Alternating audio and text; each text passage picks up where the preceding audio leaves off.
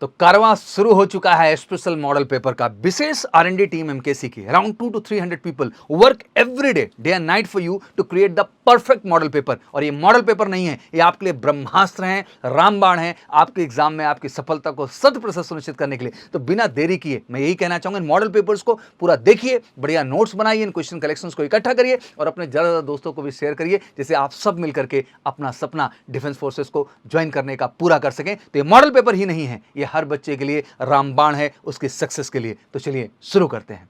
जय हिंद बच्चों, तो स्वागत है आपका आईसीजी जीडी के इस मॉडल पेपर में, जिसमें आप जानते हैं दो पार्ट होते हैं, फिजिक्स और मैथ। तो फिजिक्स का मैं क्वेश्चन लेकर के आया हूं 25 क्वेश्चन, जो कि आपको 15 मिनट में एग्जाम में लगभग करना होता है, क्योंकि 30 मिनट में आपको 50 क्वेश्चन करने होते हैं, 25 फिजिक्स और 25 मैथ के। तो चलिए शुरू करते हैं। और इसको करने के बाद आपको ऐसा लगेगा कि आप सच में एग्जाम में बैठे हैं, बिल्कुल ऐसे ही क्वेश्चन आते हैं, बिल्कुल एकदम बढ़िया से, और तुरंत ही पहले पॉज करके अटेम्प्ट कर लेना, ठीक है, और फिर लास्ट में बताना कि कितने सही हुए।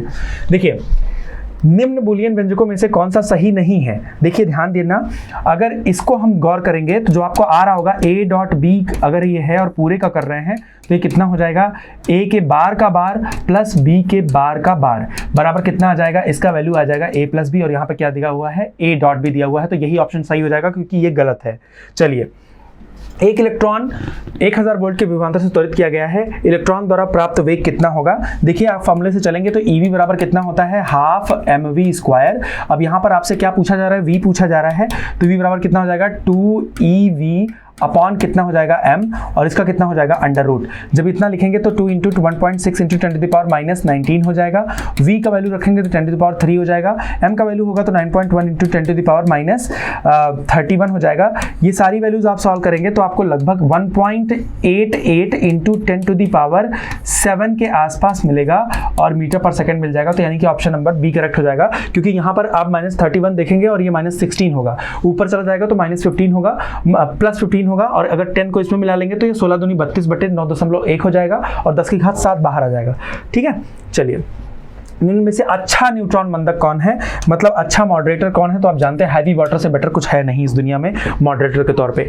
डेविएशन थर्मल में फिलामेंट उत्सर्जित करता है फोटोन, प्रोटॉन, एक्स किरण, electron. In deviation thermal experiment the filament emits. Deviation thermal experiment में फिलामेंट जो होता है बच्चों, वो इलेक्ट्रॉन एमिट करता है, ये जाने रहना, इलेक्ट्रॉन एमिट करता है। चलिए, निम्न में से किन तरंगों का विवर्तन सबसे अधिक स्पष्ट होगा। किन तरंगों का विवर्तन सबसे अधिक, जिसकी वेवलेंथ सबसे ज्यादा होगी। तो देख लीजिए चारों में वेवलेंथ किसकी सबसे ज्यादा है। यहां पर फटाफट मतलब आपको क्वेश्चन करना पड़ेगा, ये जान लीजिए कि आपके पास समय नहीं होगा सोचने का। चलिए, आगे बढ़ने से पहले मैं आपको बता देना चाहता हूं कि एयरफोर्स, नेवी और आईसीजी की अगर प्रिपरेशन आप बहुत सीरियसली करना चाहते हैं, उसमें लिए बहुत सीरियस है आप, तो मेजर कल सी क्लासेस आपके लिए सबसे बेस्ट ऑप्शन हो सकता है। अगर आप ऑफलाइन यहां से जुड़ते हैं तो ये सारी फैसिलिटीज आपको मिलेंगी जो आपके सामने दिख रही हैं। बहुत लिमिटेड टाइम का ऑफर चल रहा है, इस नंबर पर फटाफट फोन करके आप बात कर सकते हैं। A person suffering from presbyopia should use। एक जरा दृष्टि दोष से ग्रसित व्यक्ति जो होता है, देखो बच्चों, अगर आपको आ रहा है तो जरा दृष्टि दोष से ग्रसित व्यक्ति को क्या होता है, उभयनिष्ठ फोकस लगता है, मतलब उसमें दोनों लगते हैं। एक लेंस जिसका निचला हिस्सा उत्तल होता है और ऊपर क्या होता है, अवतल होता है। ध्यान रखना, दो लगते हैं चश्मे में, दो लेंस लगेंगे, चश्मे में दो लेंस लगेंगे ऐसे, और दोनों लेंस में ऊपर वाला क्या होगा, कॉनकेव होगा, और नीचे वाला क्या होगा, कॉन्वेक्स होगा। ठीक है, आगे बढ़ते हैं। For a prism graph, angle of deviation और इंसिडेंस के बीच का ग्राफ क्या होगा। सिंपल सी बात है, अगर आपको ये नॉलेज बेस्ड है, अगर आपने देखा होगा, पढ़ा होगा, तो आप तुरंत इस ग्राफ को पहचान जाएंगे, ये वाला ग्राफ होता है। हरित गृह प्रभाव का कारण क्या होता है, what is the cause of green house effect बच्चों, इंफ्रारेड रेडिएशन। इंफ्रारेड रेडिएशन, क्योंकि यही हीट प्रोड्यूस करती है और यही गर्मी देती है, इसी की वजह से ऐसा होता है कि हरित गृह प्रभाव पैदा होता है, क्योंकि ये एब्जॉर्ब करता रहता है, एमिट नहीं करता वापस। चुंबकीय क्षेत्र में ऊर्जा घनत्व के समानुपाती किसके होता है। देखिए, चुंबकीय क्षेत्र में जो ऊर्जा घनत्व होता है उसका सूत्र होता है बच्चों B²/2μ। तो ये कह रहे हैं किसके समानुपाती होता है, तो U, ये U है, ये म्यू है, तो ये समानुपाती होता है किसके, B² के। तो ऑप्शन नंबर डी आपका करेक्ट हो जाएगा। नॉलेज बेस्ड था, अगर आता होता तो आप तुरंत कर लेंगे, नहीं आ रहा होगा तो आप बैठे रहेंगे। 10 मीटर पर सेकंड के वेग से 0.5 टेस्ला के चुंबकीय क्षेत्र में 1 कूलाम्ब का आवेश गतिमान है, तो बल कितना लगेगा। अब आप जानते हैं आवेश पर लगने वाला बल कितना होता है, VB, QVB। अब देखिए, चुंबकीय क्षेत्र में 1 कूलाम्ब का बल गतिमान है, वेग से कार्यकारी बल कितना है, QVB। अब यहाँ पर देखिए वेग से टेस्ला के चुंबकीय क्षेत्र में एक कूलम्ब का आवेश गतिमान है। अब वहां पर डायरेक्शन की बात नहीं की जा रही है। अच्छा, मूविंग परपेंडिकुलर बोला जा रहा है बच्चों, मूविंग परपेंडिकुलर। जब परपेंडिकुलर मूव किया जाएगा तो यहाँ पर साइन कितना हो जाएगा, 90 हो जाएगा। साइन 90 कितना हो जाएगा, 1 हो जाएगा। अगर उसी दिशा में गया होता तो पक्का 0 हो जाता। अब देखिए, जैसे आप क्यू वी बी साइन 90 कर रहे हैं तो क्यू का वैल्यू कितना दिया हुआ है, क्यू का वैल्यू दिया हुआ है 1 कूलम्ब यानी कि 1 दिया है, और v की वैल्यू दिया हुआ है 10 और b की वैल्यू दिया हुआ है 0.5। तो यहाँ पर आपका क्या आ जाएगा, 5 न्यूटन। 5 न्यूटन आपका करेक्ट आंसर हो जाएगा तुरंत। आगे बढ़ने से पहले अगर आप मान लीजिए कि किसी भी तरह से ऑफलाइन अफोर्ड नहीं कर सकते हैं तो आपके पास सबसे बेस्ट अपॉर्चुनिटी है ऑनलाइन जुड़ने की। मेजर कल्सी क्लासेस से बहुत ही अफोर्डेबल रेंज में बच्चों, और जो क्वालिटी रहती है, जो पढ़ाई रहती है, यू कैन सी योरसेल्फ। तो यहाँ पर देखिए टाइम लिमिटेड है। इस नंबर पर फटाफट फ़ोन करके सारी जानकारी आप ले लीजिए। इससे फीस से रिलेटेड हर चीज़ जानकारी आपको इस पर मिल जाएगी। आयताकार कुंडली पर एक समान चुंबकीय क्षेत्र में लगने वाला बलाघूर्ण अधिकतम कब होता है। देखिए, torque on a rectangular coil placed in a uniform magnetic field is large when the number of turns is large. देखिए फॉर्मूला क्या होता है, टाउ बराबर होता है NBA sin थीटा। तो जब n ज्यादा होगा, नंबर ऑफ टर्न्स ज्यादा होंगे तो डेफिनेटली ज्यादा होगा। नंबर ऑफ टर्न्स लार्ज, फेरों की संख्या अगर अधिक होगी तो वो ज्यादा होगा। सूत्र वही होता है, याद होगा तभी कर पाएंगे। पृथ्वी के चुंबकीय ध्रुवों पर दिक्सूई क्या हो जाती है। अगर ध्रुवों पर हम देखेंगे तो ऑब्वियस सी बात है, ध्रुवों पर मैग्नेटिक फील्ड बहुत ज्यादा होगा। तो दिक्सूई जो होगी वो कैसे होगी, वर्टिकल हो जाएगी, खड़ी हो जाएगी, ठीक है, ऊर्ध्वाधर हो जाएगी, वर्टिकल हो जाएगी।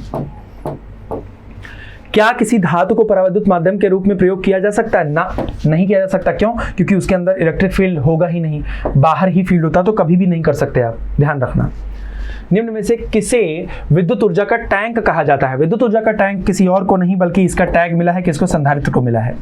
क्योंकि बच्चों आपकी माइनस मार्किंग नहीं होती है, फटाफट क्वेश्चन करना होता है, समय कम होता है, बस ये ध्यान रखना। कुछ क्वेश्चंस आपको ऐसे मिल जाएंगे उसमें। एक वायर है, यूनिफॉर्म क्रॉस सेक्शन A है और लेंथ उसका L है। अब इसको क्या किया गया है, एक सर्कल के फॉर्म में बेंड कर दिया गया है इस वायर को, और इसके डायमीटर, जो इसका डायमीटर है, इसके दोनों एंड्स पर अगर देखो रेजिस्टेंस जो होता है वो लेंथ के समानुपाती होता है। अगर पूरे का रेजिस्टेंस R था और आपने इसको बेंड कर दिया है तो इतने का रेजिस्टेंस R/2 हो जाएगा और इस वाले हिस्से का रेजिस्टेंस R/2 हो जाएगा, क्योंकि लेंथ के समानुपाती होता है और ऊपर और नीचे सेम लेंथ होगी। तो ऑब्वियस सी बात है ये दोनों किस में है, पैरेलल में है। तो ऑब्वियस सी बात है 1/R इक्विवेलेंट अगर आप निकालेंगे तो कितना आ जाएगा, 1/R/2 यानी कि कितना हो जाएगा 2/R और प्लस 2/R बराबर कितना हो जाएगा 4/R। तो अगर R इक्विवेलेंट निकालना चाहेंगे कितना हो जाएगा R/4। तो आपका ऑप्शन क्या आ जाएगा R/4। गलती नहीं करेंगे एग्जाम में, बहुत ध्यान से सोच समझ के करेंगे तो तुरंत हो जाएगा। फाइनली क्या आप भी ये चीज़ सोचते हैं कि काश कोई ऐसी किताब होती, कोई ऐसी बुक होती जहां पर हर एक कंटेंट मिल जाता आपको।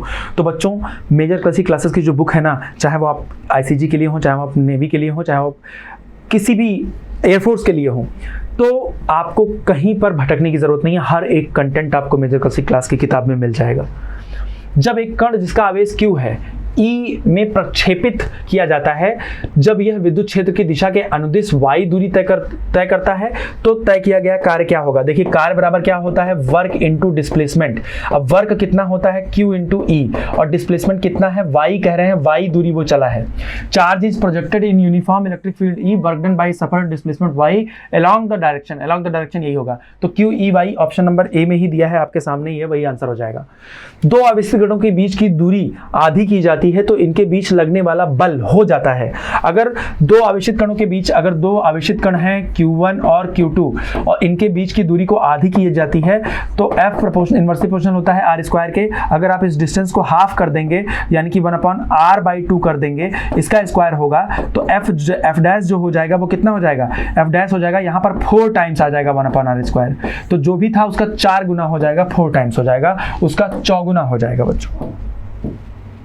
सरल लोलक की लंबाई, सेकंड लोलक की लंबाई, देखिए सेकंड लोलक का टाइम पीरियड होता है 2 सेकंड और इसकी लंबाई होती है 1 मीटर। ध्यान रखना, अगर इसका टाइम पीरियड पूछ लिया आपसे एग्जाम में, टाइम पीरियड आवर्तकाल, तो इसका होता है कितना, 2 सेकंड। 2 सेकंड इसका आवर्तकाल होता है। बताइए समायतनिक प्रक्रम में क्या होता है। समायतनिक प्रक्रम में आप जानते हैं कि इसमें v जो होता है वो क्या होता है बच्चों, कांस्टेंट होता है। अगर v कांस्टेंट होगा तो डेल्टा v क्या हो जाएगा, 0 हो जाएगा। तो डेल्टा q बराबर अगर आप लिखेंगे, तो delta u plus p into delta v होता है। तो ऑब्वियस सी बात है ये p इंटू डेल्टा v 0 हो जाएगा, तो डेल्टा q बराबर कितना हो जाएगा, dv। Option number A correct हो जाएगा। वर्षा की बूंद नियत चाल से नीचे गिरती है किसके कारण? अब ये बताइए, वर्षा की बूंद नियत चाल से नीचे किसके कारण गिरती है? ऑब्वियस सी बात है, उसमें विस्कोसिटी और ये क्या कहते हैं, श्यानता के कारण ऐसा होता है, विस्कोसिटी के कारण ऐसा होता है, क्योंकि ऊपर की ओर श्यान बल लग रहा होता है। ठीक है, अगर आप प्रिपरेशन कर चुके हैं और अपनी प्रिपरेशन को टेस्ट करना चाहते हैं तो ये जो किताब है आपके पास, ये जो किताब है, ये समझिए उसके बेसिस पर हर चीज़ आप अगर पढ़ लेते हैं तो यहाँ पर ये जो टेस्ट सीरीज का फॉर्मेट आपको दिख रहा है, इस टेस्ट सीरीज पर आप एनरोल टुडे पर क्लिक करेंगे और आप अपनी ऑल इंडिया रैंक चेक कर सकते हैं कि आपकी प्रिपरेशन किस स्तर पर है। आप उसी हिसाब से डिसाइड करिए। आप पहले टेस्ट भी देकर के अपनी प्रिपरेशन चेक कर सकते हैं, फिर आप उसी हिसाब से डिसाइड कर सकते हैं कि आपको कैसे प्रोसीड करना है। एक व्यक्ति पदार्थ की अधिक मात्रा प्राप्त कब करेगा? ये बताइए, जब वो ध्रुवों पर जाएगा तभी तो अधिक प्राप्त करेगा। ऑब्वियस सी बात है, ध्रुव पे जाएगा तो वहां पर जी का वैल्यू ज्यादा होगा तो भार उसको अधिक महसूस होगा। चलिए, यदि पृथ्वी के घूर्णन का कोणीय वेग अचानक बढ़ जाता है तो भूमध्य रेखा पर पिंडों का भार पर क्या प्रभाव पड़ेगा? देखिए, इसका सूत्र होता है G' बराबर G minus omega square R cos square lambda. अब यहाँ पर देखिए, अगर रोटेशन बढ़ गया तो G में से ज्यादातर चीजें घट जाएंगी तो यहाँ पर G' घटना चला जाएगा, यानी कि भार घट जाएगा, भार कम होगा। ये कंफर्म है कि भार डिक्रीज करेगा भूमध्य रेखा पर, यानी कि इक्वेटर पर। चलिए, एक कण नियत चाल से वृत्तीय पथ पर घूम रहा है तो इसका त्वरण क्या होगा? ये बताइए, जब कण वृत्तीय पथ पर एक नियत चाल से घूम रहा है तो इसमें टेंजेंशियल एक्सेलरेशन नहीं होगा, स्पर्श रेखीय त्वरण नहीं होगा, लेकिन केंद्र की ओर त्रिज्या के अनुदिश और अंदर की ओर त्रिज्यीय अंदर की ओर, मतलब इंटरनल रेडियल एक्सेलरेशन उसके अंदर डेफिनेटली होगा, तो इसको आप नकार नहीं सकते। ठीक है, तो ये वाला सी ऑप्शन आपका करेक्ट हो जाएगा। आप ये मत सोचिएगा कि नियत चाल से चल रहा है तो उसमें त्वरण नहीं है, उसमें केंद्र की ओर अवकेंद्रित त्वरण लग रहा है। ठीक है, एक क्रिकेट खिलाड़ी तेजी से आती हुई गेंद को कैच करने के लिए अपने हाथ को पीछे करता है। जब पीछे करेगा तो आप जानते हैं इंपल्स बराबर होता है फोर्स इंटू डेल्टा टी। तो ये बताइए, जब हाथ को पीछे करेगा कैच करते वक्त, तो हाथ को पीछे करते वक्त टाइम ऑफ इंपैक्ट बढ़ाएगा। टाइम ऑफ इंपैक्ट बढ़ाएगा तो ऑब्वियस बात है फोर्स कम लगेगा, मतलब उसको चोट कम लगेगी। तो ऑब्वियस बात है, इसमें कौन सा ऑप्शन आपका करेक्ट हो जाएगा? अगर टाइम पीरियड बढ़ता है तो फोर्स कम, यानी कि चोट कम लगेगी। अब ये बताइए, विरामावस्था में आ सकता है गति, गेंद पर गेंद एक न्यूनतम बल उत्पन्न कर सके, मतलब ball can exert a lesser force. चलो बच्चों, फाइनली आखिरी सवाल, प्रक्षेप गति में वस्तु का त्वरण उच्चतम बिंदु पर क्या होता है? हमने कहा आप उच्चतम बिंदु ही क्यों, कहीं भी पूछ लीजिए, हर जगह पर वो क्या होगा? जी ही तो लग रहा है उसके ऊपर, जी ही त्वरण तो लग रहा है, तो हर जगह पर उस पर जी लगेगा, क्योंकि वो अंडर ग्रेविटी मोशन कर रहा है। यही प्रोजेक्टाइल मोशन की पहचान होती है। तो बच्चों, उम्मीद करता हूं मैं 15 मिनट के पेपर को ऑन एवरेज अगर देखा जाए तो 15 मिनट के पेपर को मैंने उससे भी कम समय में कर दिया है। मतलब दिस इज पॉसिबल। आप 15 मिनट में तो 100% उड़ा ही देंगे अगर इस लेवल का आपका कॉन्सेप्ट क्लियर है तो। चलिए बच्चों, तो आप कमेंट सेक्शन में ये जरूर बताइएगा कि आपके कितने क्वेश्चन सही हुए। ठीक है, तो चलिए मिलते हैं अगले मॉडल पेपर में। आपका एग्जाम नजदीक आ रहा है, प्रिपरेशन कर लीजिए और जितनी जानकारी मैंने आपको दी, अगर आप ज्वाइन करना चाहते हैं तो this is the best platform for you. Okay बच्चों, चलिए, जय हिंद। जय हिंद एवरीवन। आज लेकर के आए हैं हम आपके सामने आईसीजी पार्ट 2 यानी सेक्शन 2 के लिए मैथ्स का पेपर, क्योंकि मैथ्स का पेपर में बहुत ही ज़्यादा चैलेंजिंग होता है यहाँ पे टाइम मैनेजमेंट। तो इस टाइम मैनेजमेंट के को भी आपको ध्यान देना है, क्योंकि आपको लगभग 30 मिनट में 50 क्वेश्चन करने होंगे, जो 25 क्वेश्चन फिजिक्स के आएंगे और 25 क्वेश्चन मैथ्स के आएंगे। तो ये अपने आप में बहुत बड़ा टारगेट होता है। दूसरा सवाल ये है, बच्चे अक्सर बोलते हैं मैम टफ पेपर आता है, टफ पेपर आता है। बच्चों, टफ पेपर नहीं आता है। अगर आप ये बताओ 30 मिनट्स में 50 क्वेश्चन देने हैं तो इसका मतलब पेपर टफ नहीं होता। पेपर स्पॉन्टेनियस नॉलेज को चेक करता है कि कितनी जल्दी आप उन क्वेश्चंस को कर सकते हैं। अगर टफ क्वेश्चन देगा तो एक क्वेश्चन में आपको 10 मिनट लग जाएंगे। वो टफ क्वेश्चन कोई भी एग्जामिनर उसको सेट नहीं करेगा।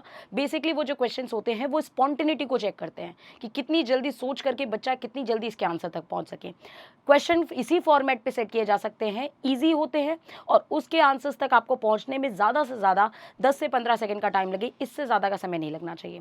तो बेसिकली अब यहीं पर हम डिस्कशन करते हैं। तो बच्चों, शुरू करते हैं आज का मॉडल पेपर। इस मॉडल पेपर पे देखते हैं।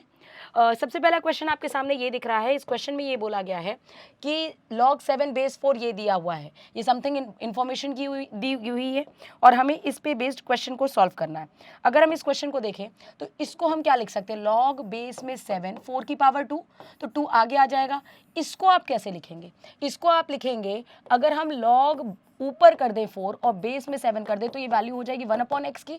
तो आंसर हो जाएगा 2/x, which is option number A as it is.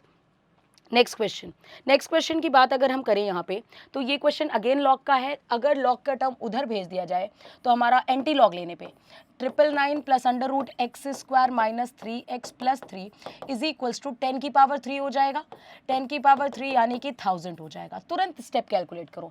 999 उधर गया, 1000 से माइनस हुआ तो 1 हो गया, यहाँ 1 बन जाएगा। 1 का दोनों तरफ स्क्वायर करेंगे तो हमें मिलेगा X square minus 3x plus 3 is equals to 1। 1 को इधर भेजो बच्चों, X square minus 3x plus 2 is equals to 0। Minus plus में आंसर आता है प्लस प्लस का। फैक्टर्स क्या होंगे इसके, 1 और 2, तो 1 और 2 both are the correct answer. Option number D is the correct answer.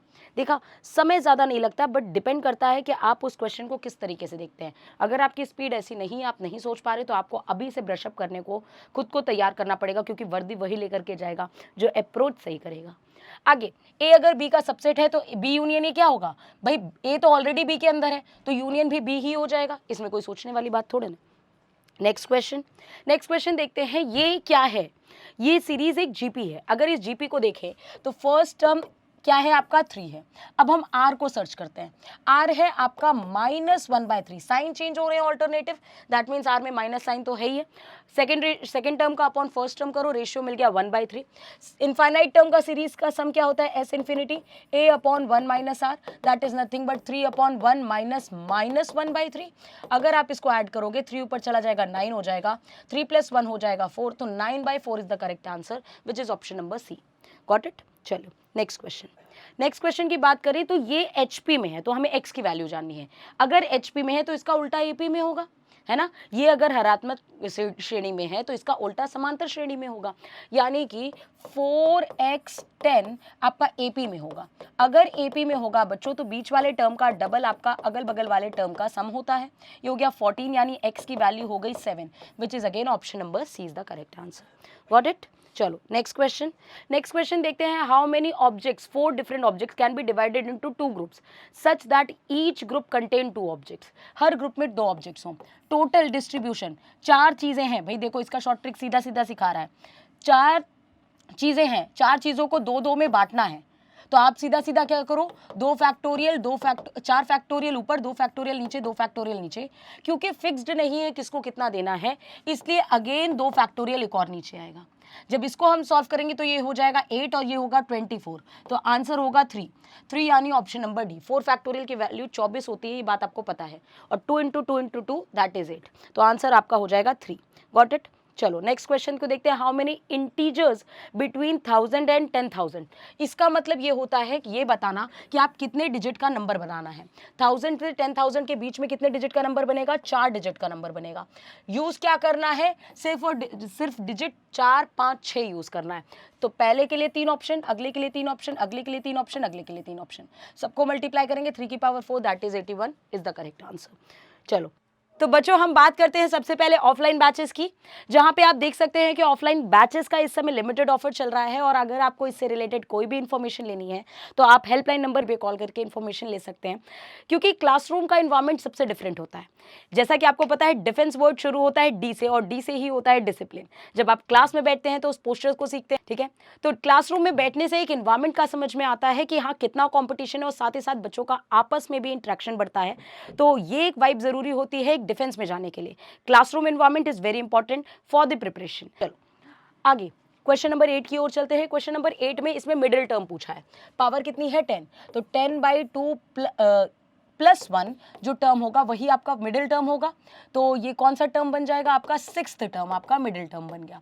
6th term अगर आपका मिडिल टर्म बन गया तो हम कैसे लिखते हैं मिडिल टर्म लिखने के लिए हमें 6th टर्म में 10c5 यूज करना पड़ेगा, और 2x की पावर क्या करना पड़ेगा, 10 - 5 5 हो जाएगा, और -1/3 की पावर 5 हो जाएगा।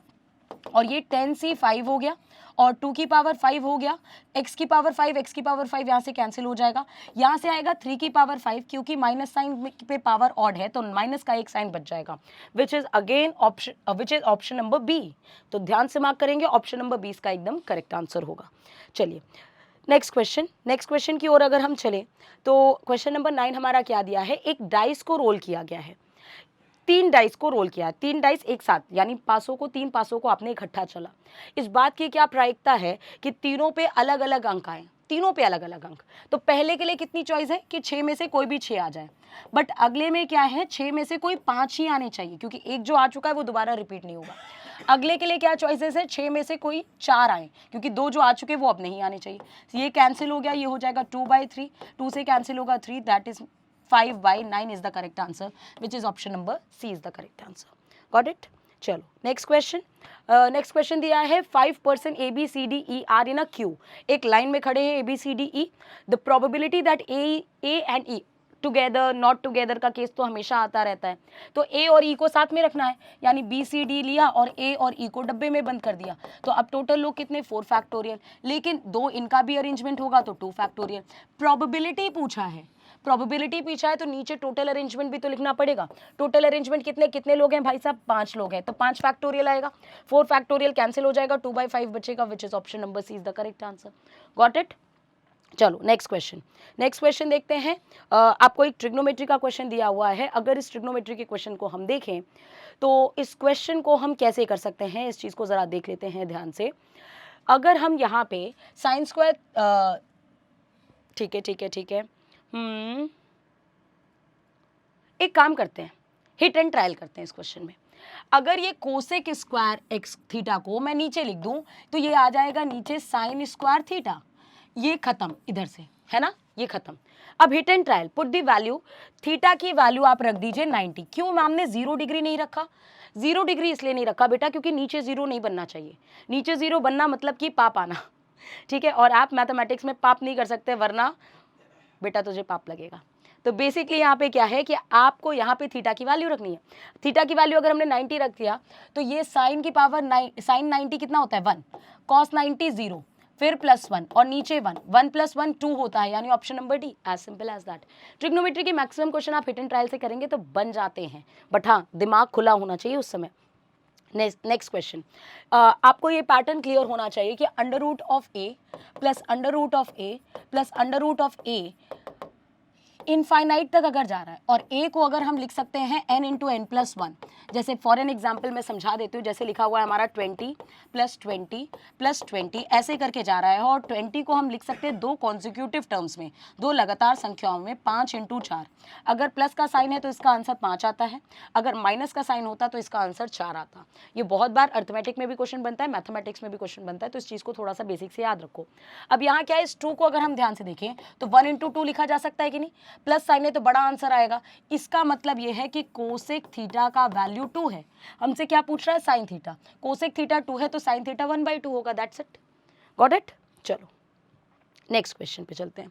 नेक्स्ट क्वेश्चन नंबर 13 देखते हैं। यहाँ पे हमें π/2 इनवर्स ट्रिग्नोमेट्री में तो हमें बड़े अच्छे से पता है कि cot inverse x + tan inverse x = π/2 होता है, ठीक है। तो हम इसे या तो साइन में बदल दें या तो इसे कॉट में बदल देते हैं। चलो कर लेते हैं क्वेश्चन, इसको कॉट में बदल देते हैं। आपको अगर एक ट्रिपलेट नहीं याद तो ट्रिपलेट याद रखिए। कॉस के साथ क्या लिखा होता है, ये लिखा होगा बेस और ये लिखा होगा हाइपोटेनस यानी कर्ड।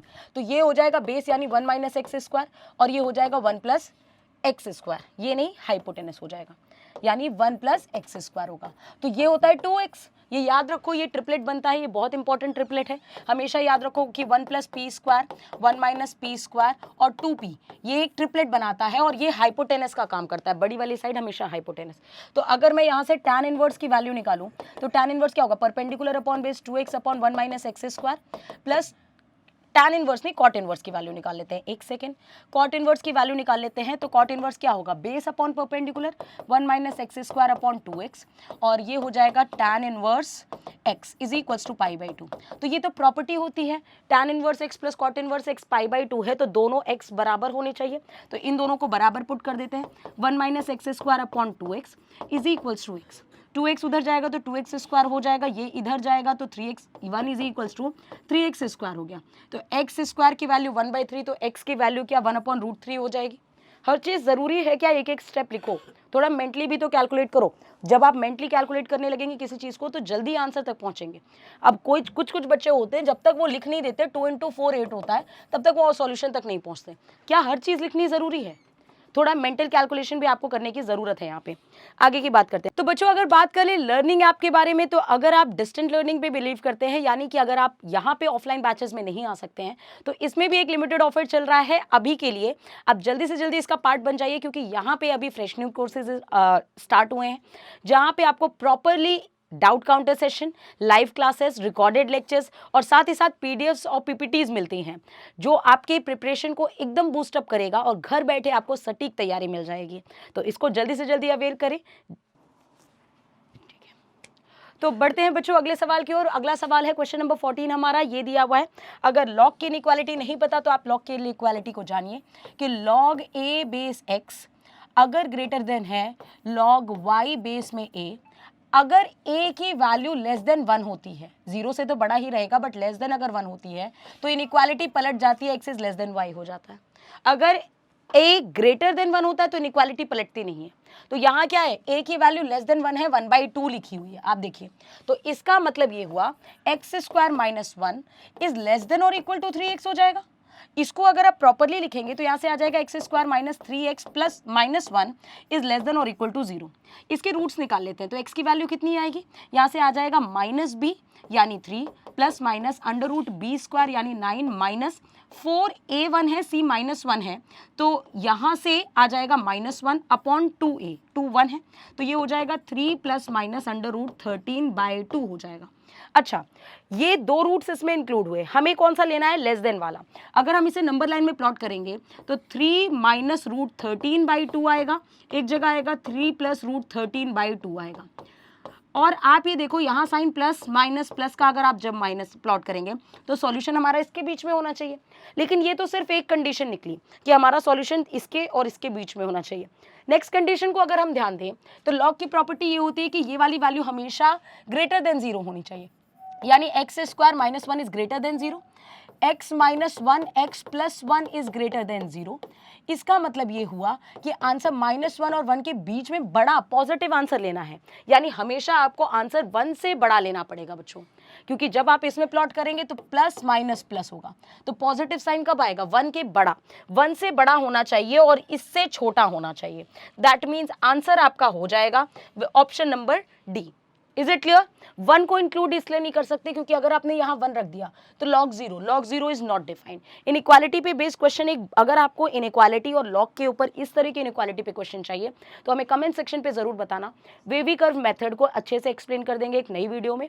आप अपनी कमेंट्स को जरूर शेयर करिएगा कि हाँ हमें मैम इस तरह की वीडियो चाहिए जहाँ पे हम वेवी कर्व मेथड को जानना चाहते हैं कि इस तरह के क्वेश्चन कैसे सॉल्व करते हैं, साइन कैसे पुट करते हैं। तो इस पर एक स्पेसिफाइड वीडियो बना दूंगी तो ताकि आपके थॉट्स एकदम क्लियर हो जाएं। ठीक है, चलो आगे नेक्स्ट क्वेश्चन पे देखते हैं। द वैल्यू ऑफ दिस, अगर हमने देखा लॉग बेस 10, 1/2 को हम क्या लिखेंगे 3/2 प्लस लॉग बेस 10, इसको क्या लिखेंगे हम 3, 4/2 हो जाएगा, 4/3 हो जाएगा। और ऐसे ही 198th टर्म क्या होगा, ये क्वेश्चन ऑफ डिस्कशन है। ठीक है, कि यहाँ पे 198 टर्म क्या होगा। देखो पहला टर्म 2 से शुरू हुआ है, दूसरा टर्म 3 से शुरू हुआ है, तीसरा टर्म 4 से शुरू हुआ है, तो क्या आखिरी टर्म लॉग बेस 10 198 टर्म 199 से शुरू होगा? और हर बार उससे एक बड़ा ऊपर आ रहा है तो ऊपर कितना आएगा 200 आएगा। और लॉग विद सेम बेस अगर प्लस में लिखा है तो सब मल्टीप्लाई होगा। यहाँ कितना आएगा log base 10 3/2 × 4/3 and so on 200/199। और सब अगर कैंसिल होगा तो हमें मिलेगा लॉग बेस 10, क्योंकि बीच वाले सारे टर्म्स कैंसिल हो जाएंगे and we will get 200/2 that is nothing but 100। और 100 को हम कैसे लिख सकते हैं, लॉग बेस 10 पावर 2 होगा तो 2 आगे, this is 1। So answer is option number see that is 2। Got it?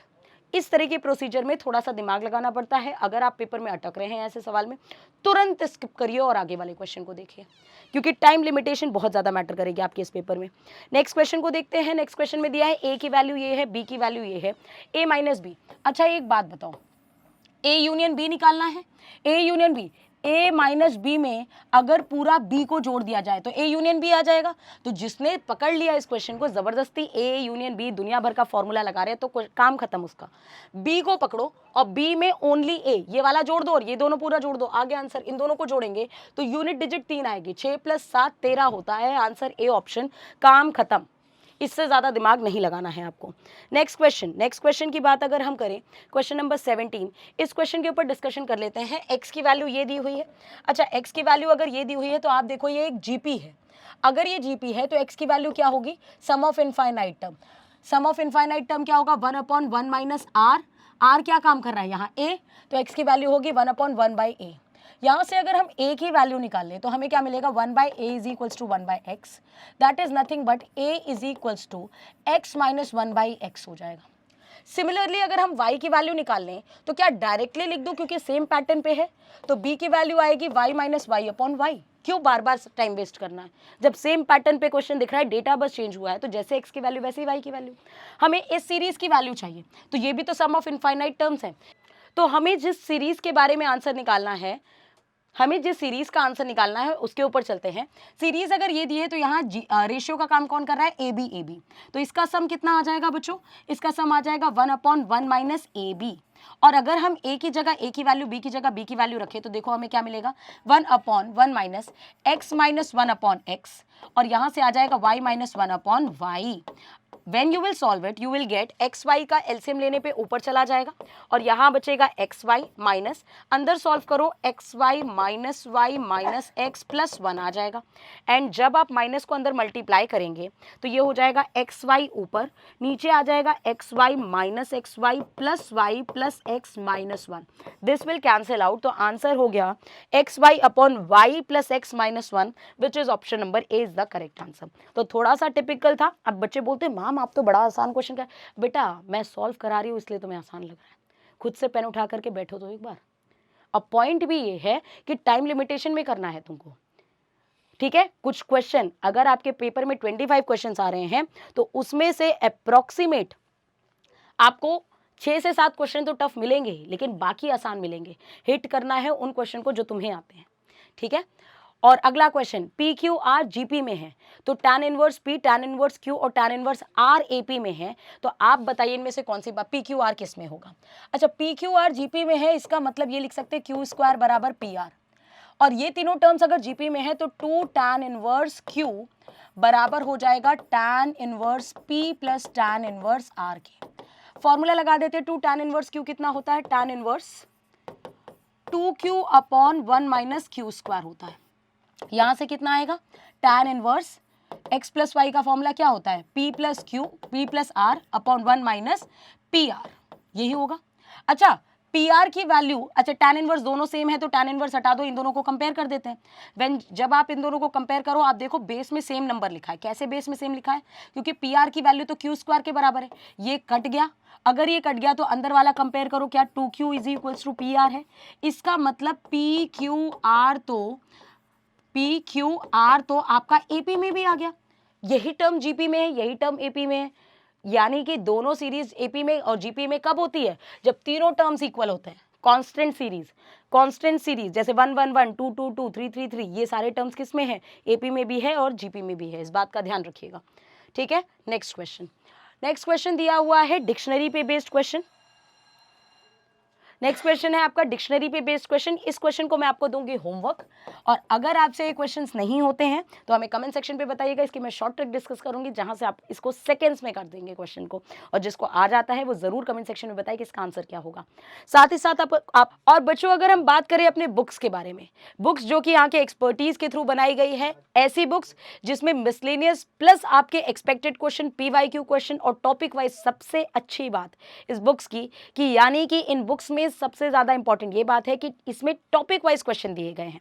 कोई भी टॉपिक पढ़ो उससे टॉपिक वाइज रिलेटेड क्वेश्चन मिल जाएंगे, और आपको हर एक लेवल के क्वेश्चन मिलेंगे जो आपको जीरो टू हीरो बनाने में बिल्कुल कसर नहीं छोड़ेगी। तो कहीं भटकने की जरूरत नहीं है, हर सब्जेक्ट के लिए एक बुक, जल्दी से जल्दी इनको परचेज करो। हेल्पलाइन नंबर आपके सामने है।